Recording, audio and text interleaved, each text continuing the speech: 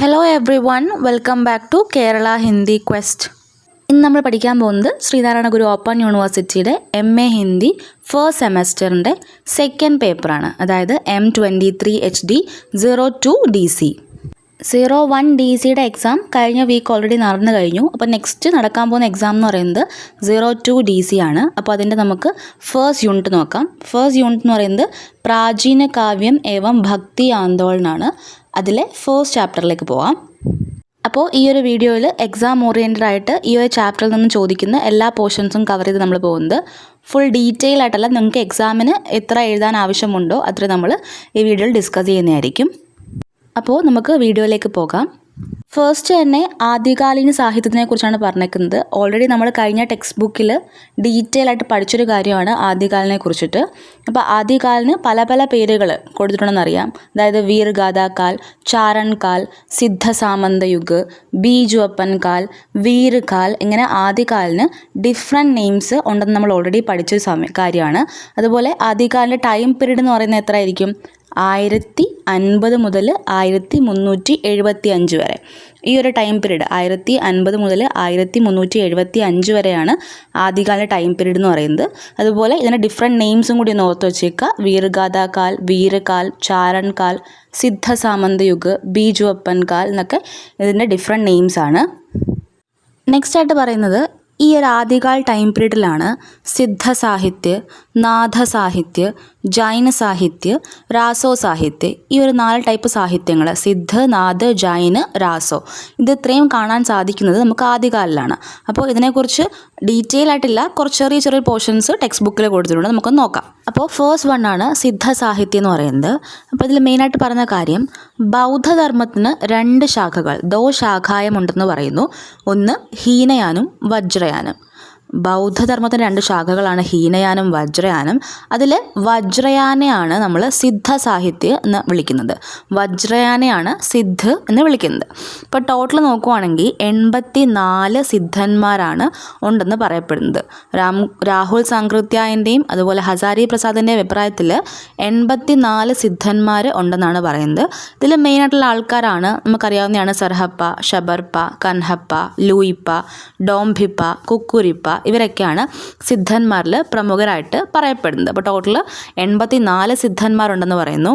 അപ്പോൾ ഇവർ മെയിനായിട്ടും ചെയ്തൊരു കാര്യം എന്താ വെച്ചാൽ ബാഹ്യാഡംബരവും അതുപോലെ പാഖണ്ഡവും ഇതിനെയൊക്കെ എതിർത്തിരുന്നു, വിരോധം ചെയ്തിരുന്നു. വിരോധ് കിയ ഹേ, അതായത് ഇതിനെയൊക്കെയാണ് രൂഢ്യവും പുരാനി രൂഢികൾ, അതുപോലെ ബാഹ്യ ആഡംബരങ്ങൾ, പാഖണ്ഡ്, ഇതിനെയൊക്കെ വിരോധ് കിയ.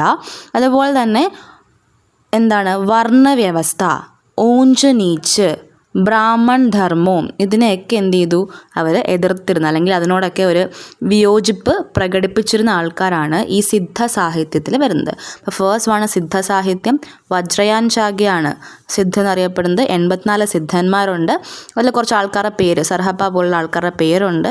അതുപോലെ അവർ എന്തിനെയൊക്കെ എതിർത്തിരുന്നു? ബാഹ്യ ആഡംബരവും പാഖണ്ഡവും കാ വിരോധ്, അതുപോലെ എന്താണ് ഊഞ്ച് നീച്ച്, വർണ്ണവ്യവസ്ഥ, ഇതിനെയൊക്കെ എതിർത്തിരുന്ന ടൈപ്പാണ് സിദ്ധസാഹിത്യം എന്ന് പറയുന്നത്.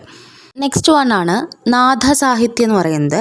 അപ്പോൾ നാഥസാഹിത്യത്തിൻ്റെ പ്രവർത്തകമായിട്ട് അറിയപ്പെടുന്ന ആൾക്കാരാണ് മത്സ്യേന്ദ്രനാഥും ഗോരഖ്നാഥും.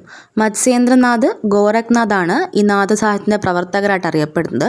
Total 9 Nath, total 9 നാഥന്മാരാണുള്ളത്. ഇതിലെ ആരംഭകർത്ത, ഒരു സ്റ്റാർട്ടറായിട്ട് അറിയപ്പെടുന്ന ആളാണ് ഗോരഖ്നാഥ് എന്ന് പറയുന്നത്. ആരംഭകർത്താണ് ഗോരഖ്നാഥ് എന്ന് പറയുന്നത്. അയാളുടെ രചനകളുടെ സംഘടനയാണ് ഗോരഖ് ബാനി എന്നാണ് അറിയപ്പെടുന്നത്. ഇതിൽ ആദിനാഥായിട്ട് അറിയപ്പെടുന്ന ആളാണ് ശിവ് ഹി ആദിനാഥ് ഹെ, അങ്ങനെയാണ് പറയപ്പെടുന്നത്. ശിവ് ഹി ആദിനാഥ് ഹെ. ഇതുപോലെ തന്നെ മത്സ്യേന്ദ്രനാഥിനും ഗോരഖ്നാഥിനെയും കൂടാതെ വേറെ ആൾക്കാരുണ്ട്, ജാലന്ധർനാഥ് പോലുള്ള ആൾക്കാരും ഈ നാഥസാഹിത്യത്തിൽ വരുന്നുണ്ട്. അപ്പോൾ അതിൻ്റെ പ്രവർത്തകമായിട്ട് അറിയപ്പെടുന്നത് മത്സ്യേന്ദ്രനാഥും ഗോരഖ്നാഥുമാണ്. 9 നാഥന്മാരാണ് ഉള്ളത്. ശിവാണ് ആദിനാഥ് എന്നറിയപ്പെടുന്നത്. നെക്സ്റ്റ് വൺ ആണ് ജൈന സാഹിത്യം എന്ന് പറയുന്നത്. ജൈന സാഹിത്യം നോക്കിയാൽ ഭാരതത്തിൻ്റെ പശ്ചിമ ക്ഷേത്രത്തിൽ ജൈന സാധുക്കൾ അവരുടെ അഭിപ്രായം, പ്രകടിപ്പിക്കാൻ വേണ്ടിയിട്ട് ഹിന്ദി കവിതകളാണ് യൂസ് ചെയ്തുകൊണ്ടിരുന്നത്. അതുപോലെ തന്നെ ഈ ജൈന കവികൾ അവർ ആചാർ, രാസ്, പാഷ്, ചരിത്, ഫാഗു തുടങ്ങിയ വിഭിന്ന ശൈലികൾ ഉപയോഗിച്ചുകൊണ്ടാണ് സാഹിത്യങ്ങൾ എഴുതിക്കൊണ്ടിരുന്നത്. ആചാർ, രാസ്, പാഷ്, ചരിത്, ഫാഗു ഇതുപോലുള്ള ശൈലികൾ യൂസ് ചെയ്തിട്ടാണ് ഈ ജൈന കവികൾ അവരുടെ സാഹിത്യങ്ങൾ എഴുതിക്കൊണ്ടിരുന്നത്. ഇനി ഈ ജൈന സാഹിത്യത്തിലെ ഏറ്റവും സർവാധിക ലോകപ്രിയമായിട്ടുള്ള ഏറ്റവും കൂടുതൽ ആൾക്കാർക്ക് ലോകപ്രിയമായിട്ടുള്ള രൂപമാണ് രാസ് എന്നുള്ള ഗ്രന്ഥം. രാസ് അതായത് ജൈന സാഹിത്യത്തിലെ ഏറ്റവും പോപ്പുലറായിട്ടുള്ള ഒരു രൂപമാണെന്ത്? രാസ് ഗ്രന്ഥ്. രാസ് ഇതിൽ ഹിന്ദിയിൽ ഈ രാസ് കാവ്യത്തിൻ്റെ പ്രവർത്തകൻ എന്നറിയപ്പെടുന്നത് ശാലിഭദ്ര സൂര്യാണ്. അദ്ദേഹത്തിൻ്റെ ഭാരതേശ്വർ ബാഹുബലി രാസിനെ ആ ഒരു ബുക്കിനെയാണ് പോപ്പുലറായിട്ട് കണക്കാക്കുന്നത്. ഹിന്ദിയിൽ നോക്കുകയാണെങ്കിൽ ശാലിഭദ്ര സൂര്യാണ് ഈ രാസ് കാവ്യത്തിൻ്റെ, രാസോ അല്ല രാസ് കാവ്യത്തിൻ്റെ പ്രവർത്തകനായിട്ട് അറിയപ്പെടുന്നത്. അദ്ദേഹത്തിൻ്റെ ഭാരതേശ്വർ ബാഹുബലി രാസിലൂടെയാണിത്. Last and the most important വണ്ണാണ് രാസോ സാഹിത്യം എന്ന് പറയുന്നത്. ആദ്യകാലിൻ്റെ ഏറ്റവും പ്രമുഖമായിട്ടുള്ള ഒന്നാണ് രാസോ സാഹിത്യം. മെയിനായിട്ടും ഇതിൽ വീരത അതുപോലെ ശൃംഗാർ, ഈ രണ്ട് രസം, വീർ രസവും അതുപോലെ ശൃംഗാർ രസവുമാണ് ഏറ്റവും കൂടുതൽ ഈ രാസോ സാഹിത്യത്തിൽ കാണാൻ വേണ്ടി സാധിക്കുന്നത്. രാസോ സാഹിത്യത്തിലെ ഏറ്റവും ഫേമസ് ആയിട്ടുള്ള ബുക്സാണ് പൃഥ്വിരാജ രാസോ, അതുപോലെ ഖുമാൻ രാസോ, ബീസൽ ദേവ് രാസോ, പരമാൽ രാസോ, ഇതൊക്കെ ഏറ്റവും ഫേമസ് ആയിട്ടുള്ള ബുക്സാണ്. അതുപോലെ മെയിനായിട്ടും ഇത് രാജാവോം കി വീരത, അതായത് ആശ്രയദാതാക്കന്മാരായ കവികൾ അവരുടെ രാജാവിനെ പ്രശംസിച്ചുകൊണ്ടും അവരുടെ യുദ്ധങ്ങളെ വർണ്ണിച്ചുകൊണ്ടുമൊക്കെ ഉള്ള കാര്യങ്ങളാണ് ഈ രാസോ സാഹിത്യത്തിൽ എഴുതിയിരുന്നത്. നെക്സ്റ്റ് ആണ് അതിലെ മെയിൻ ടോപ്പിക്കാണ് ആദികാലീന സാഹിത്യ കി വിശേഷതായം. നമ്മൾ 01 DC സെയിം ടോപ്പിക്ക് കണ്ടിരുന്നു, ആദികാലീന സാഹിത്യത്തിൻ്റെ വിശേഷതകൾ എന്തൊക്കെയാണെന്ന്. അപ്പോൾ അതിൽ കുറച്ച് പോയിൻറ്റ്സ് ഇങ്ങനെ കൊടുത്തിട്ടുണ്ട് എന്തൊക്കെയാണ് വിശേഷതകളെന്ന്. ഇത് നമുക്ക് ഒരു 5 മാർക്ക് ക്വസ്റ്റ്യൻ ആയിട്ടൊക്കെ ചോദിക്കാൻ ചാൻസ് ഉള്ള ഒരു പോർഷനാണ് ആദികാലീന സാഹിത്യ കി വിശേഷതായം എന്ന് പറയുന്നത്. ഇതിലെ പോയിൻറ്റ്സ് നിങ്ങളൊന്ന് ജസ്റ്റ് ഓർത്തിട്ട് പോയാൽ നിങ്ങൾക്ക് ഈസി ആയിട്ടും എക്സാമിന് എഴുതാൻ വേണ്ടി പറ്റും. ഇപ്പോൾ ഫസ്റ്റ് പോയിൻ്റാണ് വീരരസയ്ക്ക് പ്രധാനത. നമ്മൾ ഓൾറെഡി പറഞ്ഞതാണ് ഈ ഒരു ആദ്യകാലം എന്ന് പറയുന്നത് കവികൾ കൂടുതലും ദർബാരി കവികളായിരുന്നു. രാജാക്കന്മാരുടെ അടുത്ത് പോയി താമസിച്ച് അവിടുത്തെ രാജാക്കന്മാരുടെ കാര്യങ്ങളൊക്കെ വർണ്ണിച്ചെഴുതുന്ന ഒരു ടൈപ്പ് ഓഫ് കവികളായിരുന്നു. അതുകൊണ്ട് തന്നെ രാജാക്കന്മാരുടെ യുദ്ധങ്ങളൊക്കെ ഇതിൽ വരുന്നതുകൊണ്ട് തന്നെ വീരരസമായിരുന്നു. രാജാക്കന്മാരെ പ്രശംസിക്കാൻ വേണ്ടിയിട്ട് അവരുടെ യുദ്ധ കൗശലങ്ങൾ ചിത്രം ചെയ്യാൻ വേണ്ടിയിട്ടൊക്കെ വീരരസമായിരുന്നു ഈ കവികൾ കൂടുതലായിട്ടും അവരുടെ സാഹിത്യത്തിൽ യൂസ് ചെയ്തുകൊണ്ടിരുന്നത്. അതുകൊണ്ട് തന്നെ ഫസ്റ്റ് പോയിന്റ് എന്ന് പറഞ്ഞാൽ വീരരസയ്ക്ക് പ്രധാനതയാണ്. സെക്കൻഡ് പോയിൻ്റാണ് യുദ്ധോം കാ സജീവ ചിത്രൺ. ഇപ്പോൾ നമ്മൾ പറഞ്ഞു കവികൾ ദർബാരി കവികളാണ്. അതുകൊണ്ട് തന്നെ തൻ്റെ രാജാക്കന്മാരെ പ്രശംസിച്ചുകൊണ്ട് തങ്ങൾ ഏത് രാജാവിൻ്റെ കീഴിലാണോ ഉള്ളത് ആ രാജാവിൻ്റെ ശൂരത, വീരത, പരാക്രമ, അപ്പോൾ യുദ്ധോങ്ക, സുന്ദർ വർണ്ണൻ, യഥാർത്ഥ ചിത്രൻ ഒക്കെ നമുക്ക് ആ ഒരു കാവ്യങ്ങൾ നോക്കുവാണെങ്കിൽ കാണാൻ വേണ്ടി സാധിക്കുമായിരുന്നു. നമ്മൾ കവികൾ സ്വന്തം കണ്ണുകൊണ്ട് അപ്നെ ആംഖോം സേ ദേഖാ ഥാ, ആ ഒരു രീതിയിലായിരുന്നു നമുക്ക് ആ സാഹിത്യങ്ങൾ വായിച്ചാൽ നമുക്കറിയാൻ വേണ്ടി സാധിക്കുന്നത്. അപ്പോൾ സൈന്യബല്, അതുപോലെ യുദ്ധസാമഗ്രി, യോദ്ധാവും, ആശ, നിരാശ, ഇങ്ങനെയുള്ള പല പല കാര്യങ്ങളും അവരുടെ സാഹിത്യത്തിൽ വഴി നമുക്ക് കാണാൻ വേണ്ടി സാധിക്കുമായിരുന്നു. സെക്കൻഡ് പോയിൻ്റാണ് യുദ്ധോം കാ സജീവ് ചിത്രം എന്ന് പറയുന്നത്.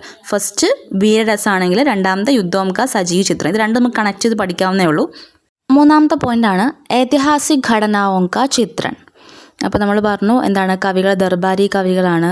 അപ്പോൾ ഐതിഹാസികമായിട്ടുള്ള ചരിത്രപരമായിട്ടുള്ള വ്യക്തികളെ ബേസ് ചെയ്തിട്ട് കവികൾ തങ്ങളുടെ സാഹിത്യ രചനകൾ ചെയ്യുമായിരുന്നു. ഫോർ എക്സാമ്പിൾ നോക്കുകയാണെങ്കിൽ പൃഥ്വിരാജ് രാസോ, പരമാൽ രാസോ, കീർത്തിലത, ഇതിലൊക്കെ ചരിത്രകഥ നായകന്മാരെ ആസ്പദമാക്കിയിട്ടാണ് സാഹിത്യങ്ങൾ എഴുതിക്കൊണ്ടിരുന്നത്. പക്ഷേ ഒരു രീതിയിൽ നോക്കുകയാണെങ്കിൽ ഇതിൽ പ്രാമാണികതാക്ക അഭാവ് കാണാൻ വേണ്ടി സാധിക്കും. അതായത് ഈ രാജാക്കന്മാരെ കുറിച്ചിട്ട് തങ്ങൾക്ക് തോന്നിയ കാര്യം അതിശയോക്തിപരമായിട്ടുള്ള വർണ്ണനയാണ് അതിൽ കൂടുതലായിട്ട് ചെയ്തിരിക്കുന്നത്. ഇതിൽ നായകന്മാർ ഒക്കെ ചരിത്ര നായകന്മാരും ഐതിഹാസികവും ഒക്കെ തന്നെയാണ്. ലേക്കിൻ ഈ കവികൾ കൊടുത്തിരിക്കുന്ന ഘടനാക്കെ ക്രമം നോക്കുവാണെങ്കിലും വിഭിന്ന നാമാവലി നോക്കുവാണെങ്കിലും സംവത് നോക്കുവാണെങ്കിലും തിഥി നോക്കുകയാണെങ്കിലും ഒക്കെ സന്ദിഗ്ധാണ്. ഒരു ഊഹം വെച്ചിട്ട് അല്ലെങ്കിൽ ഒരു കാൽപ്പനികമായിട്ട് എഴുതിയേക്കുന്നതാണ്. ചരിത്ര നായകന്മാരെ കുറിച്ചാണ് എഴുതിയെങ്കിൽ പോലും എക്സാക്റ്റ് സെയിമാണ് കാര്യങ്ങളെന്ന് നമുക്ക് പറയാൻ പറ്റത്തില്ല. അതുകൊണ്ട് തന്നെ പ്രാമാണികത അല്ലെങ്കിൽ അഭാവമാണ്. ഇതിൽ കാണാൻ നമുക്കത് സാധിക്കത്തില്ല, ഇതിൽ കാണാൻ സാധിക്കില്ല. അടുത്ത പോയിൻ്റാണ് ശൃംഗാർ ഏവം അന്യരസോം കാ സമാവേശ്. ഓൾറെഡി ഇതിൽ വീരരസം നമ്മൾ പറഞ്ഞു കഴിഞ്ഞു. നെക്സ്റ്റ് നമുക്ക് കാണാൻ സാധിക്കുന്ന ഒന്നാണ് ശൃംഗാർ രസം എന്ന് പറയുന്നത്. ഇതിൽ രാജകുമാരിയോം കി സൗന്ദര്യ ഇതൊക്കെ വർണ്ണിക്കാനായിട്ട് അതിശയോക്തിപൂർണ്ണമായിട്ടുള്ള അല്ലെങ്കിൽ ശൃംഗാർ രസങ്ങൾ യൂസ് ആക്കിയിട്ടുണ്ട്. അപ്പം നെക്സ്റ്റ് ഒരു പ്രത്യേകതയാണ് വീരരസം കൂടാതെ മറ്റ് പല രസങ്ങളും ഇതിനകത്ത് യൂസ് ചെയ്തിട്ടുണ്ട്. അപ്പം മെയിനായിട്ടാണ് നമുക്ക് പറയാൻ പറ്റുന്നത് വീരരസം ശൃംഗാർ രസമാണ്. അടുത്ത പോയിൻ്റാണ് ടിങ്കൽ ഏവം പിങ്കൽ ഭാഷാക്ക പ്രയോഗം എന്ന് പറയുന്നത്. അതായത് ഏറ്റവും കൂടുതൽ യൂസ് ചെയ്തിരിക്കുന്ന ടിങ്കലും ബിങ്കലും ഭാഷയാണ്. ടിങ്കൽ എന്ന് വെച്ചാൽ രാജസ്ഥാനി മിശ്രിത അപഭ്രംശും, പിങ്കൽ എന്ന് വെച്ചാൽ ബ്രജ് മിശ്രിത അപഭ്രംശുമാണ്. ടിങ്കൽ ഭാഷ കൂടുതലായിട്ട് യൂസ് ചെയ്യുന്നത് വീരരസം പറയാനായിട്ടും, അതായത് കുറച്ച് കഠോരമായിട്ട് പറയേണ്ട കാര്യങ്ങൾ യൂസ് ചെയ്യാനായിട്ട് നമ്മൾ ടിങ്കൽ ഭാഷ യൂസ് ചെയ്യും. നേരെ ഓപ്പോസിറ്റ് പിങ്കൽ ആണെങ്കിൽ കുറച്ച് കോമൾ ഭാവവും കോമൾ ശബ്ദവും ഒക്കെയാണ്, കുറച്ചും കൂടെ സോഫ്റ്റായിട്ട് യൂസ് ചെയ്യാൻ വേണ്ടിയാണ് നമ്മൾ പിങ്കൽ ഭാഷ യൂസ് ചെയ്യുന്നത്. അപ്പോൾ ഡിങ്കലും ഉണ്ട് പിങ്കലും ഉണ്ട്. ഡിങ്കൽ രാജസ്ഥാനി മിശ്രിത അപഭ്രംശമാണ്, പിങ്കൽ ബ്രജ് മിശ്രിത അപഭ്രംശമാണ്. കുറച്ച് വീരരസമാണെങ്കിൽ അവിടെ ഡിങ്കൽ ഭാഷയും, കുറച്ച് കോമൾ ഭാവവും അല്ലെങ്കിൽ ശൃംഗാർ അല്ലെങ്കിൽ കുറച്ചും കൂടെ സോഫ്റ്റ് ആണെങ്കിൽ നമ്മൾ പിങ്കലുമാണ് യൂസ് ചെയ്യുന്നത്. ലാസ്റ്റ് പോയിൻ്റാണ് ആശ്രയദാതാവും കി പ്രശംസ. അതായത് നമ്മൾ പറഞ്ഞു കവികളൊക്കെ ദർബാരി കവികളാണ്, അതുകൊണ്ട് തന്നെ അവരുടെ രാജാക്കന്മാരെ പ്രശംസിച്ച് പറയേണ്ടതായിട്ടുണ്ട്. അതുകൊണ്ട് തന്നെ മെയിനായിട്ട് എന്ത് ചെയ്തു, അവരുടെ രാജാക്കന്മാരുടെ ശ്രേഷ്ഠതകൾ കുറച്ചും കൂടെ യശസ്വിയായിട്ട് അല്ലെങ്കിൽ കുറച്ചും കൂടെ നല്ല രീതിയിൽ വർണ്ണിച്ചാണ് അവരുടെ രാജാക്കന്മാരെ മറ്റുള്ളവരിലേക്ക് എത്തിക്കുന്നത് അല്ലെങ്കിൽ പ്രദർശിപ്പിക്കുന്നത്. എക്സാമ്പിൾ നോക്കുവാണെങ്കിൽ പൃഥ്വിരാജ് രാസോ ഖുമാൻ രാസോ ഒക്കെ എന്താണ് പ്രശംസാപരഗ് ആയിട്ടുള്ള ഒരു ശ്രേണിയിൽ വരുന്നതാണ്. അവരുടെ ശൗര്യ യശ് വൈഭവമൊക്കെ നന്നായിട്ട് കാൽപ്പനികമായിട്ടാണെങ്കിൽ പോലും അതിശയോക്തിപൂർണ്ണമായിട്ട് വർണ്ണിച്ചു വെച്ചേക്കുവാണ് ചെയ്യുന്നത്. ഈ ഒരു അവരുടെ രാജാക്കന്മാരെ ബാക്കിയുള്ള ചരിത്ര നായകന്മാരായിട്ടുള്ള രാമ കൃഷ്ണ യുധിഷ്ഠിർ അർജുന് ഹരിശ്ചന്ദ്ര ഇവരെക്കാളൊക്കെ ശ്രേഷ്ഠമായിട്ടാണ് അവരുടെ രാജാക്കന്മാരെ മറ്റുള്ളവരിലേക്ക് സാഹിത്യത്തിലൂടെ അവർ പ്രദർശിപ്പിച്ചേക്കുന്നത്. അപ്പോൾ ആദ്യകാലത്തിൻ്റെ മെയിൻ വിശേഷതകൾ നോക്കുകയാണെങ്കിൽ വീരരസയ്ക്ക് പ്രധാനതയുണ്ട്, യുദ്ധോം കാ സജീവ വർണ്ണനുണ്ട്, ऐतिहासिक घटनाओं का चित्रणമുണ്ട്, ശൃംഗാർ ഏവം അന്യരസവുമുണ്ട്, ടിങ്കൽ ഏവം പിങ്കൽ ഭാഷ കാ പ്രയോഗമുണ്ട്, ആശ്രയദാതാവും കി പ്രശംസയുണ്ട്.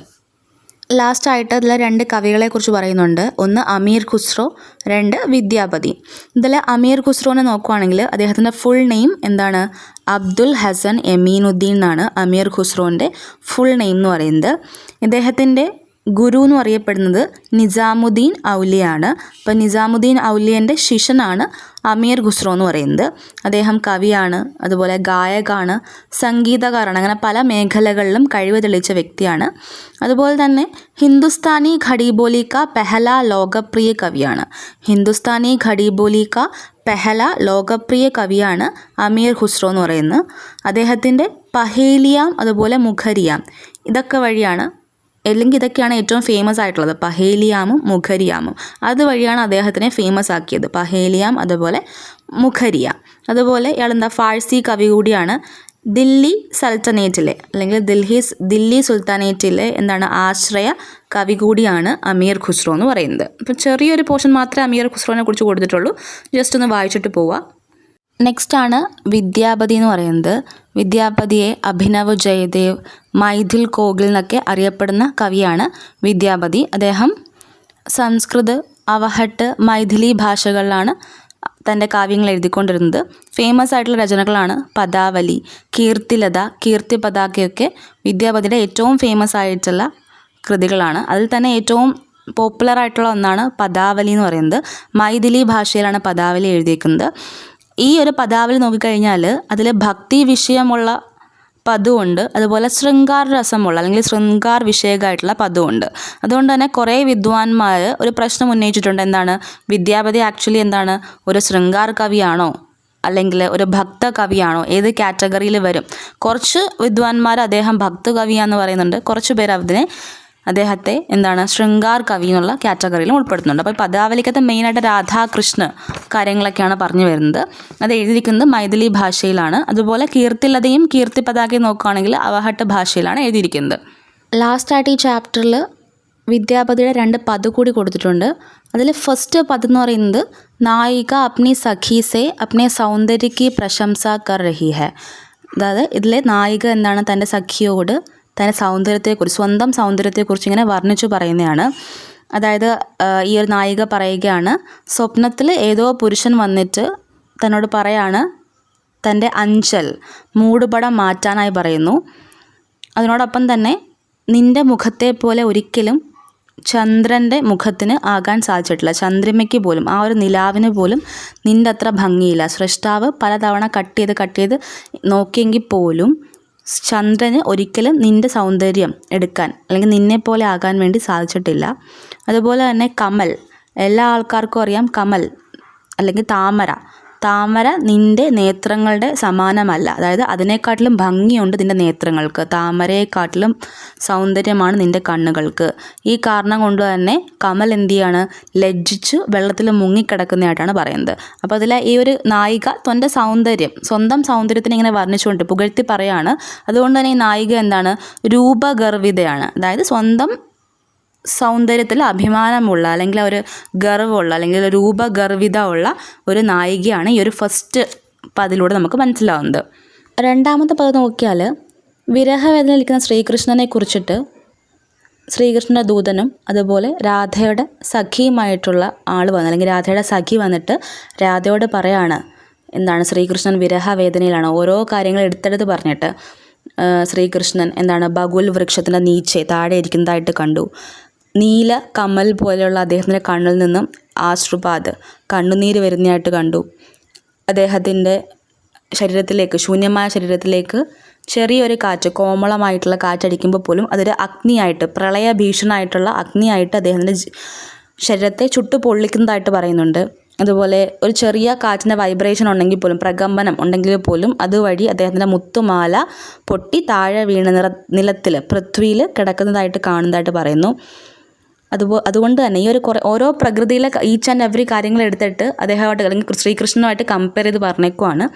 അതൊക്കെ ആ വിരഹവേദനയെ വർണ്ണിക്കാനായിട്ട് ഈ ഒരു സഖി യൂസ് ചെയ്തേക്കുവാണ്. അതുകൊണ്ട് തന്നെ ഹേ സുന്ദരി അല്ലെങ്കിൽ രാധേ എന്ത് ചെയ്യുക, മാൻ ചോടുക്കർ, ഈ ഒരു അഹങ്കാരം അല്ലെങ്കിൽ അഭിമാനം ആ സംഭവം ചോടുക്കർ എന്ത് ചെയ്യാണ്, പ്രിയതം കെ പാസ് ജലോ, പ്രിയതമൻ്റെ അടുത്തേക്ക് അതായത് ശ്രീകൃഷ്ണൻ്റെ അടുത്തേക്ക് പോകാനായിട്ടാണ് സെക്കൻഡ് പദ് പറയുന്നത്. അപ്പോൾ ഈ രണ്ട് പദിൽ ഏതെങ്കിലും ഒന്ന് എക്സാമിന് ചോദിക്കാൻ ചാൻസ് ഉണ്ട്. ഈ 5 മാർക്ക് ക്വസ്റ്റ്യൻ അതായത് ബി പാർട്ട് ക്വസ്റ്റ്യൻ ആയിട്ട് ഈ രണ്ട് പദിൽ ഏതെങ്കിലും തന്നിട്ട് എക്സ്പ്ലെയിൻ ചെയ്യാനായിട്ട് ചോദിക്കാൻ ചാൻസ് ഉണ്ട്. അപ്പം ഇതൊന്ന് നോക്കിയിട്ട് പോവാം. അപ്പോൾ ഇന്ന് പഠിച്ച ഈ ഒരു ഫസ്റ്റ് ചാപ്റ്റർ എല്ലാവർക്കും മനസ്സിലായിട്ടുണ്ടെന്ന് വിചാരിക്കുന്നു. കുറച്ച് പോർഷനേ ഉള്ളൂ. ആദ്യകാലിൻ്റെ വിശേഷതകൾ, സിദ്ധ സാഹിത്യ, ജൈന, രാസവാംഗൻ സാഹിത്യങ്ങൾ, പിന്നെ വിദ്യാപതിയുടെ 2 പദ്. അപ്പോൾ ഇത്രയൊന്നും നന്നായിട്ട് നോക്കിയിട്ട് പോവുക. ഇനി വളരെ കുറച്ച് ദിവസം കൂടിയുള്ള എക്സാമിനായിട്ട് സെക്കൻഡ് ചാപ്റ്ററും തേർഡ് ചാപ്റ്ററൊക്കെ ആയിട്ട് നെക്സ്റ്റ് വീഡിയോയിൽ കാണാം. അപ്പോൾ ഈ വീഡിയോ യൂസ്ഫുൾ ആയിട്ട് തോന്നുകയാണെങ്കിൽ ലൈക്ക് ചെയ്യുക, ഫ്രണ്ട്സിനൊന്ന് ഷെയർ ചെയ്ത് കൊടുക്കുക. അതുപോലെ ചാനൽ സബ്സ്ക്രൈബ് ചെയ്യുക. കൂടുതൽ ക്ലാസ്സുമായിട്ട് നെക്സ്റ്റ് വീഡിയോയിൽ കാണാം. താങ്ക്